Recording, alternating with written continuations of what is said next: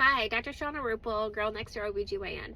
I had a patient come in and ask me about Addy, which is a drug that is used for women for hypoactive sexual desire. So basically, if you can rule everything out, you say there's not a medical condition that's causing this, it's not because of depression, it's not because of low self-esteem, then potentially this medication could be used for you, for women that have a hard time focusing on sex when the opportunity arises.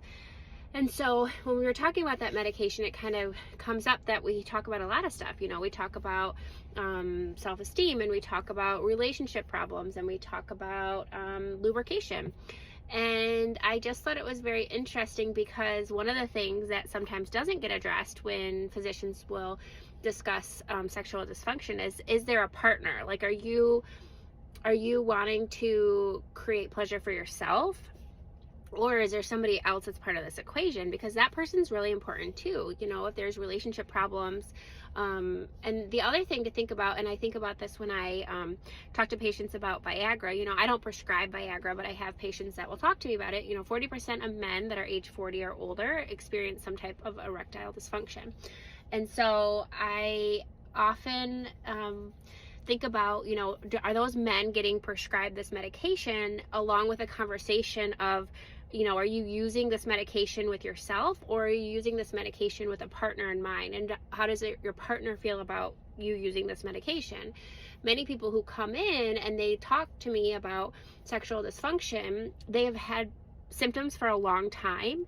And so if you are in a relationship where you're going to have sexual relations with another person, it's important to know if that person is interested in you getting this medication, or kind of what their thoughts are. So, you know, I think about the man who gets Viagra and then, you know, goes home to their partner, if it happens to be a female partner, and if, you know, they don't have a conversation about, like, hey, I'm going to try this. Are you interested in this? A lot of times those relationships have been dealing with sexual dysfunction for a while.